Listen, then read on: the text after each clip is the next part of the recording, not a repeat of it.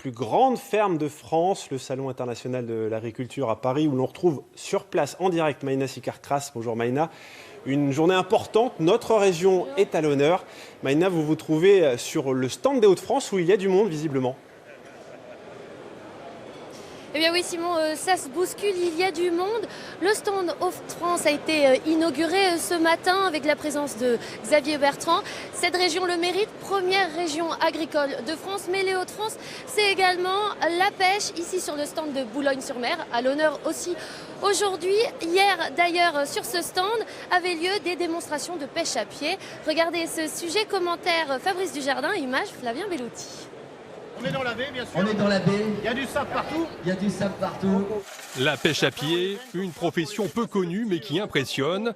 Seulement 340 pêcheurs en France ont cette licence. La moitié des pêcheurs pratiquent dans les Hauts-de-France. Les coques de la baie de Somme, c'est les meilleurs. Mais je suis pas chauvin. Non, mais on a un gisement exceptionnel chez nous, c'est vrai. C'est une qualité qui se vend. Les meilleurs prix, c'est en baie de Somme.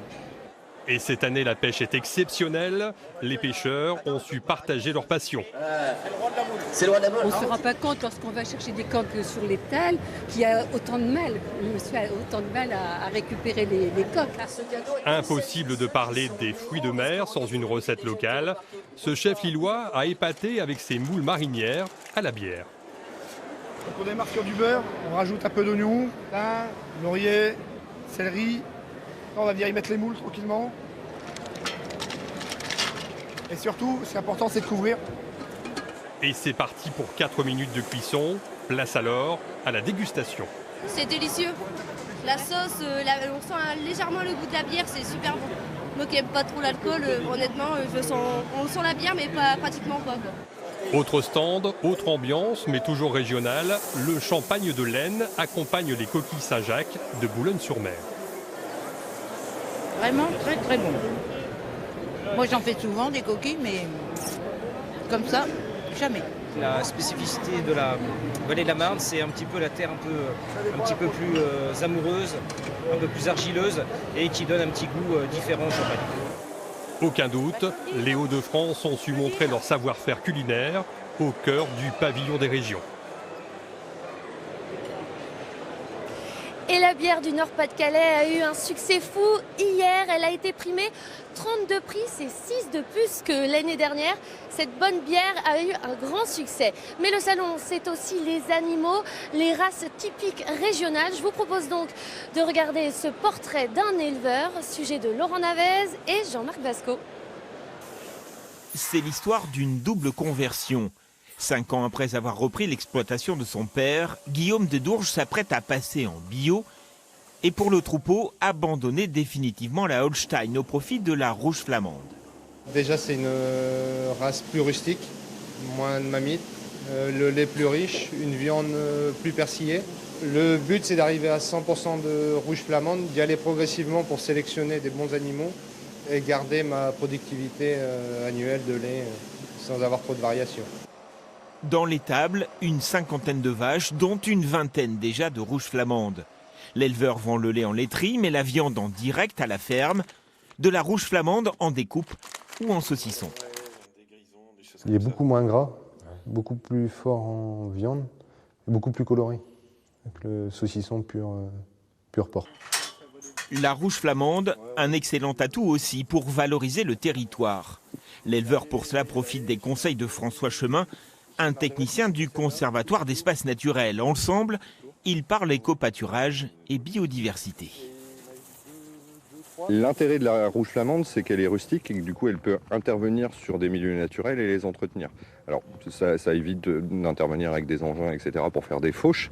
La rouge flamande, elle va pouvoir entretenir la végétation et puis faire en sorte qu'il y ait une mosaïque d'habitat qui s'installe sur le milieu et c'est favorable à tout un tas d'espèces. Un projet agricole durable, une démarche environnementale, incarnée par Niel Desblés, une rouge flamande de 4 ans, la meilleure ambassadrice du troupeau. Elle est inscrite pour la première fois au concours à Paris. Elle est une belle morphologie, bonne patte, bon aplomb et une belle mamelle. On est fiers, c'est une belle reconnaissance et content de faire partager, découvrir la race au public aussi. Niel Desblés doit encore apprendre à défiler calmement. Au salon à Paris, elle sera jugée parmi une quinzaine d'autres top modèles de sa race. Rude concurrence pour une médaille. Et les vaches de Guillaume n'ont pas gagné hier, elles se sont placées 4e. Pour la petite anecdote, c'est Arnès avec 2 belles cornes qui a tout remporté. À mes côtés à présent, Jean-Christophe Ruffin, bonjour, merci d'être avec nous. Vous êtes vice-président de la FDSEA 59. Alors expliquez-nous, est-ce que c'est important d'être présent ici au Salon de l'Agriculture? Il est certain que l'agriculture elle a besoin d'une communication positive. Trop souvent, les gens, quand on parle de nous négativement, tout simplement parce que les gens ne connaissent pas forcément nos métiers. Et aujourd'hui, c'est une vitrine de l'agriculture, aujourd'hui cette semaine, pendant 10 jours ici à Paris. Et il y a besoin de cette communication, que les gens appréhendent un petit peu mieux le métier qu'on fait, quoi. Et justement, la FDSEA a beaucoup parlé d'agribashing. Comment se sentent aujourd'hui les éleveurs, les agriculteurs? C'est compliqué en faisant le métier qui, à mon sens, est le plus beau métier du monde, parce que sans nous, vous ne mangeriez pas. Tout ce qu'il y a dans vos assiettes ne vient pas d'une usine, parce qu'au départ, ça vient bien de la ferme et c'est retransformé après en usine. Et on vit très mal d'être critiqué alors que l'agriculture française est citée comme étant la première mondiale, et c'est pas nous qui le disons, c'est les Américains. Donc on sait bien faire, mais on n'arrive pas à le dire. Et alors on vous a vu, vous étiez place de la République à Lille il y a de cela 2-3 semaines contre ces zones de non-traitement. Vous avez beaucoup de réformes qui ne vont pas forcément dans votre sens. Comment vous le vivez aujourd'hui? Mais si on était à Lille, c'est aussi quand même pour dénoncer cette posture de l'État, parce qu'à un moment, il faut arrêter. On parle d'agribashing, mais l'État aussi, de temps en temps, en fait. À mon sens, il avait la responsabilité d'expliquer un peu mieux aux gens ce qu'on fait dans les campagnes. Quand ils voient un pulvérisateur, quand ils voient un tracteur dans les champs, que fait-il? Il y a énormément de non-dits sur le monde de l'agriculture, à mon sens, par méconnaissance. Et il faut qu'on s'ouvre aux gens, il faut qu'on ouvre peut-être les corps de nos exploitations pour mieux expliquer ce qu'on fait. Merci, je pense que c'était assez clair pour nous. Merci beaucoup Jean-Christophe Ruffin d'avoir été avec nous ce midi. Maïna Sicard-Crass en direct du Salon de l'Agriculture. Merci Maïna. On aura l'occasion de vous retrouver ce soir dans les allées du Salon aux côtés de Vincent